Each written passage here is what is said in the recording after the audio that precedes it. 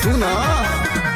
जाए फेको भोटवा हमर चबाइए गइल ना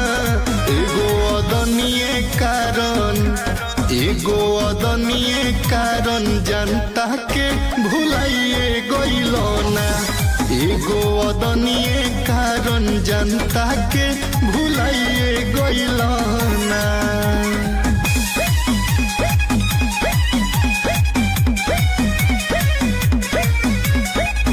जब जब फेंकू तोहर चुनौआ आवेला खाली भाषण सुनावेला अरे चुनाव के नशा में तनिको लोगवो न चिन्हाला